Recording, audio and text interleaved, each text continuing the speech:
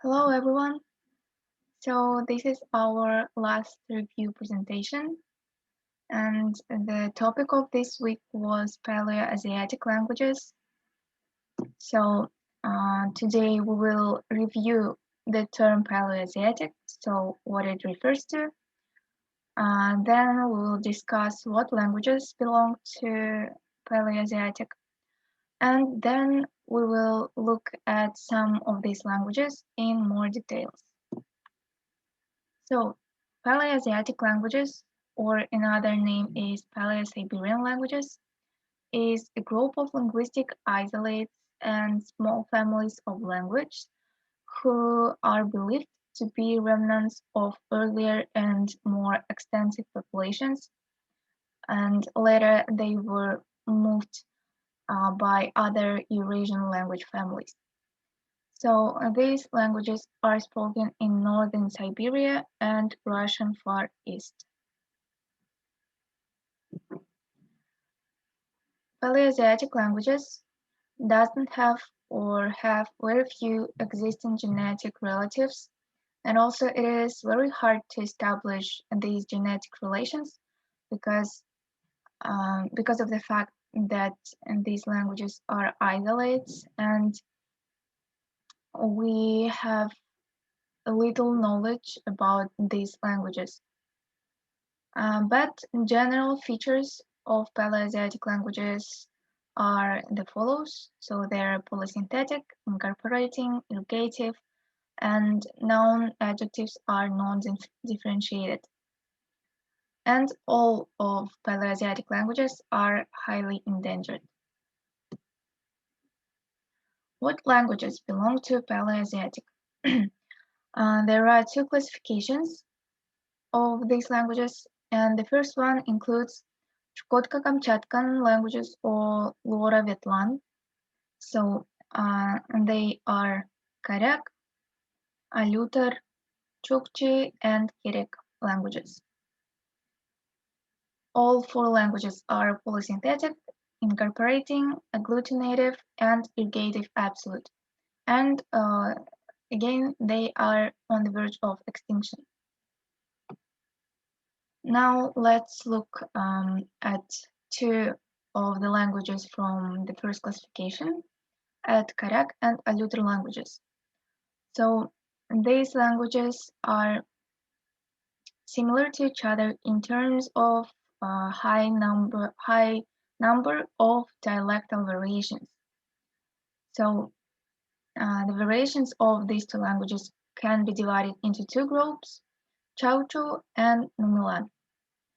And they are spoken in Kamchatki Krai. And also from this map, you can see that the speakers of Numilan language, Numilan variation exceeds the number of settlements with the speakers of Chauchu language variation. The second classification includes the following four languages. They are Yukagir, Nivkh, Ket, Ainu, and they are also endangered languages. So let's start discussing firstly Yukagir language. Also here you can see the pictures, photographs of the representatives of these languages. So Yukagir language is a small family of two closely related language varieties, which are Lower Kalma and Indigirka. These varieties are spoken in Far East Russia, precisely in the basin of the Kalma River.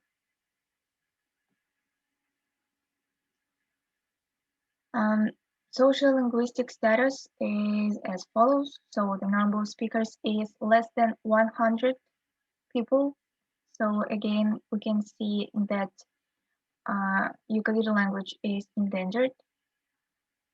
Typological characteristics are that Yukagir language has vowel harmony, rich agglutination, and it doesn't have finite subordination. So that means that we can't see non-finite dependent clauses. Also, Yukagir language is very often related to Uralic language family because they show high lexical and sound similarities. However, these similarities are not due to genetic inheritance, and moreover, there is a hypothesis that shows more more arguments about language contact of Yukagir. So this hypothesis claims that Yukagir language shows more lexical and sound correspondences, not with Uralic languages, but with Samoyedic branch. And also this hypothesis is more presents more argument because the geographical location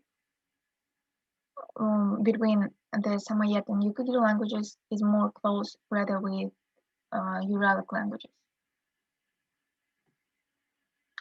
The next language, which is in the second classification, is Nivkh language. It is spoken in Lower Amur River here and on the northern Sakhalin Island. And again, this language is on the verge of extinction, so the number of speakers is less than 200 speakers across different dialects. And also from this map, it is obvious that the number of settlements with density of speakers less than 25% is extremely exceeds the populations with more than 25% of speakers. Typologically, Nivkh language is agglutinating synthetic. It has case system. It doesn't have grammatical gender, and the word order is SOV. Also, we can see high degree of incorporation, and spatial prepositions and postpositions are inside nouns. Also, Nivkh language doesn't have adjectives, but it doesn't mean that this language doesn't have adjectives at all. It does, but these adjectives are expressed through the verbal form. Next language that we will discuss is cat language. Although these languages are isolated, so they don't belong to some specific language families, cat language is classified into Yeniseian language family. So cat belongs to Yenisei Astyakic subbranch of Northern Yeniseic branch of Yeniseic language family. Also, it is important to note that cat language is the only existing language within this family. So Yach, Pumpokol, Asan, Kot, and Arin languages are all extinct. Cat language is spoken in central Yenisei River Basin, or in other words, in Krasnoyarsk Krai. And in this map, it is the northern part of this red shaded area.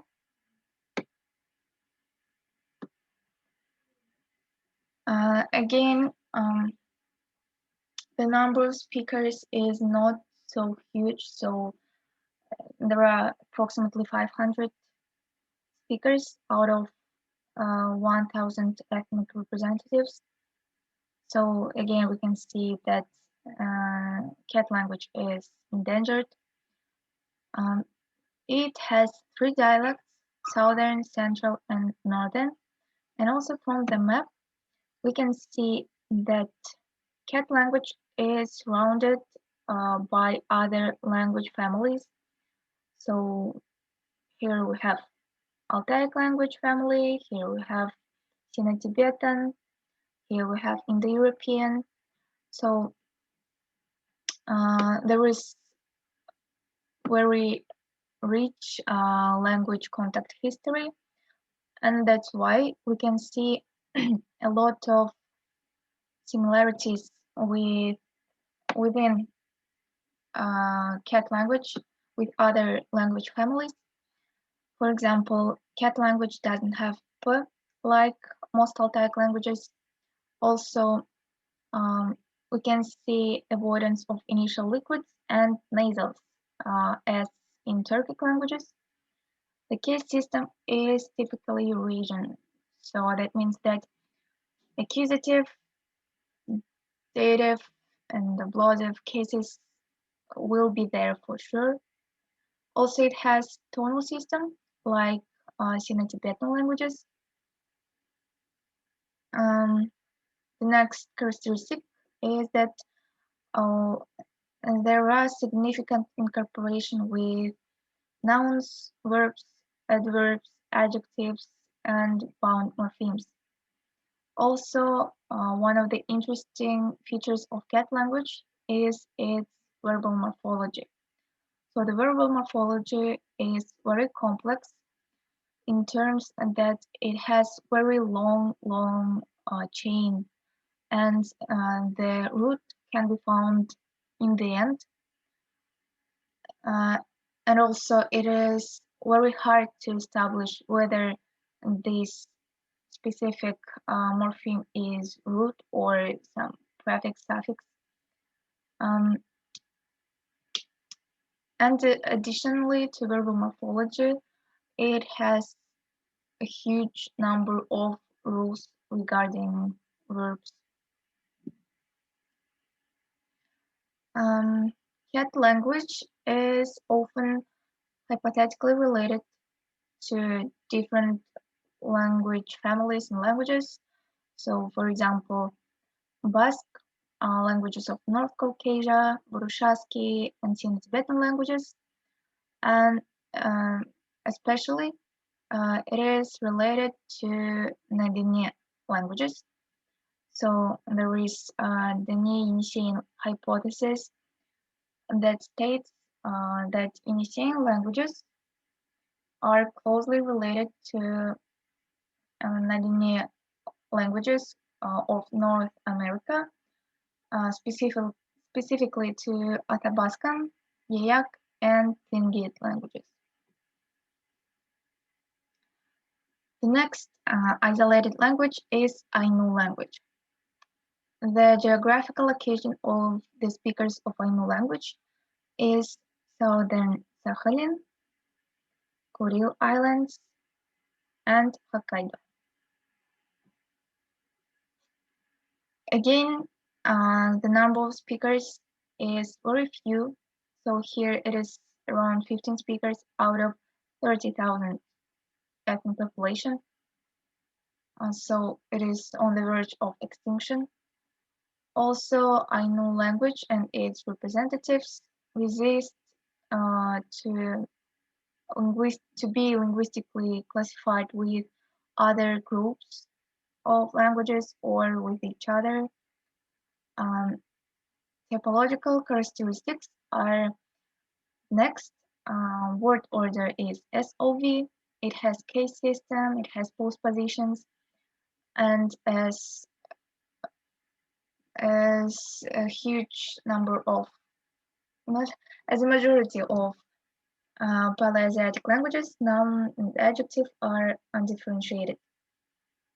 Also, Ainu language doesn't have grammatical gender, and Ainu language, as similar to cat language, is proposed to be hypothetically related to Nadine languages and also to Eskimo Aleut language families. So